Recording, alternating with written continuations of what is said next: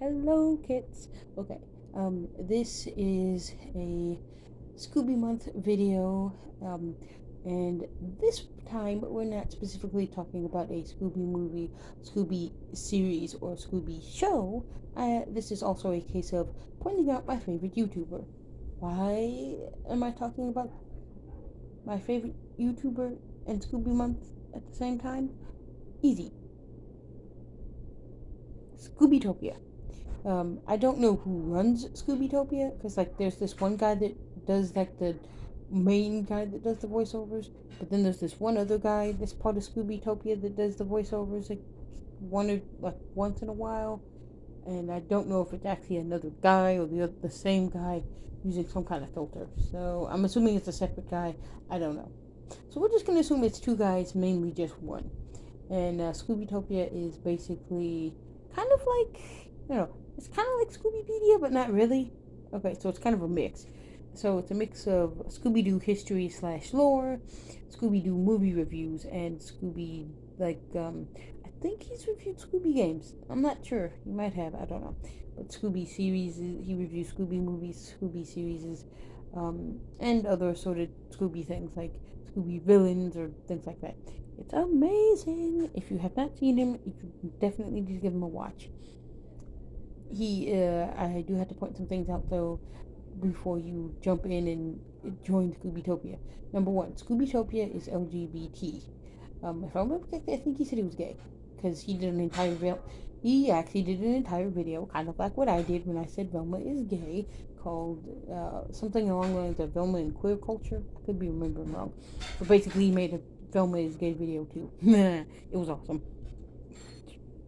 So he's done lots of different types of videos. They're amazing. And the reason I want to highlight him is the algorithm does not like tiny creators like us. He's bigger than I am. He's bigger than me and Iron Zebra. Okay, his channel is much bigger than ours, but he's still technically tiny compared to someone like Shane Dawson or Ask a Mortician or something. Actually, Ask a Mortician's still kind of small technically, but whatever.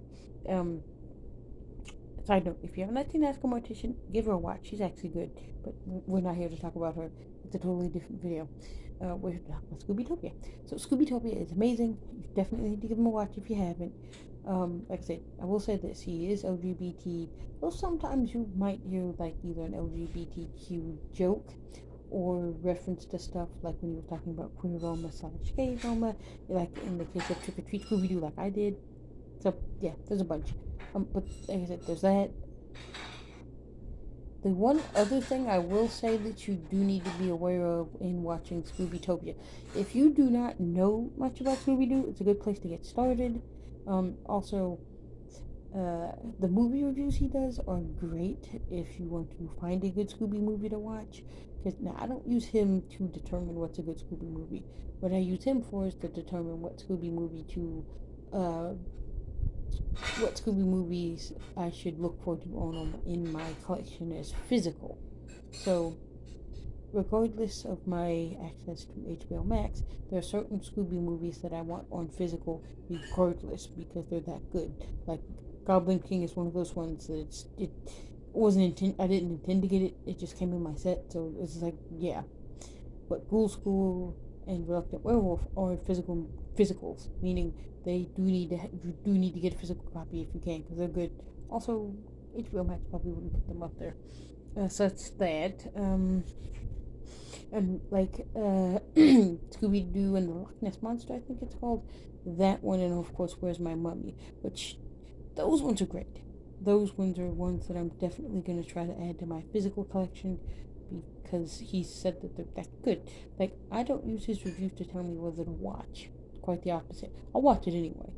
But what I do use it for is, like, he says, like, this is an. Like I said, I don't use his stuff to decide what movie to watch. I use it to decide what ones to get on physical. So mostly things like if he says Scooby Doo and the Loch Ness Monster is the best movie on planet Earth, y'all need to watch it. Then yeah, I'm gonna get a physical copy. That's not to say that his word is law. That's just to say that I healthily respect his word when it comes to Scooby movies, and also since I am no Scooby expert, and I am no, well, he's not an animation expert either, but he does more about Scooby and animation and stuff. So when he says something, usually I take his opinion as semi-law, meaning, of course, his opinion is, everyone's opinion is different, but I do treat his opinion as mostly law when it comes to picking Scooby movies to own on physical media, unless there's a contradiction. Like if he were to say I don't like Ghoul School or like Reluctant Werewolf, because if there's something that contradicts what I already like, then yeah. But if it's stuff that I don't already have an opinion for, I use his opinion to judge what to get on physical media for Scooby because he knows more than I do.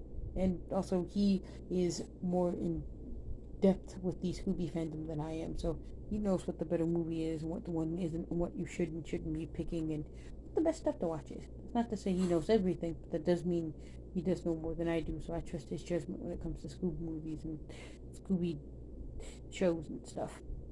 Except for Be Cool Scooby Doo, because that's a piece of crap. Yeah, I said it. Be Cool Scooby Doo is crap. Guess who is great though? Alright, so I will see you guys in the next video. Bye bye!